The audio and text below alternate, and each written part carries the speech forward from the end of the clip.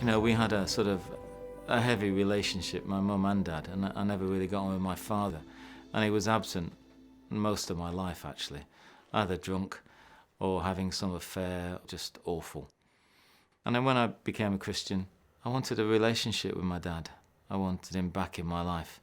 I had to track him down, which I did, and he was living in a pensioner's flat in Macclesfield on his own.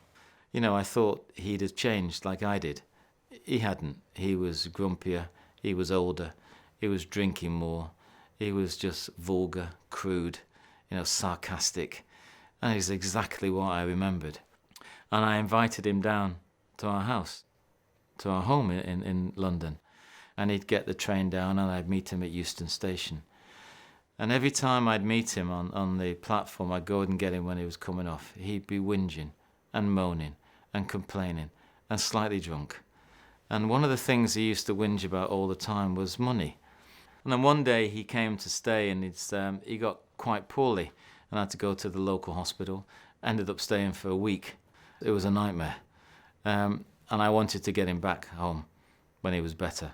So we took him to Euston Station and I put him on the train and sat him down. And right in the middle of the carriage, I had this overwhelming feeling of love for my dad, and it was really weird. And I almost started to cry in the carriage, and I looked at him and I felt really sad for him, that we'd never had a relationship. I don't ever remember eating a meal with my father. All that stuff came up for me.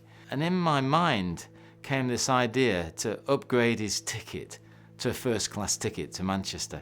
And I bought a very expensive single first-class ticket back to Manchester.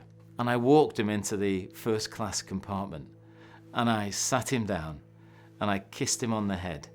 And as we stood on the platform, Amanda said to me, "What on earth are you doing?" I said, "You know what? I have no idea. I just really wanted to see my dad happy." And as I looked at him through the window of the carriage, I saw my father take his trilby off. He always wore a hat. Take his trilby off and put it on the table. He hit the recline button and sort of leant back in the leather seat. And then he clicked his fingers and some of the waiters brought him a cup of tea and some biscuits. And then he got his newspaper out and started to read it. And as he was doing that, he just turned to look at me out of the window. And he had the biggest smile on his face that you could ever see. It's like every birthday and every Christmas had all come together. And he was beaming. And that was the last time that I ever saw my father. 3 weeks later, he died of a massive heart attack on his own in that pensioner's flat. Now, I always think, was that me just making up an idea that I thought I might buy him a ticket? Or was that God guiding me? I have a real peace with my father through all those years of arguments and fighting and drinking and womanizing and just awful stuff.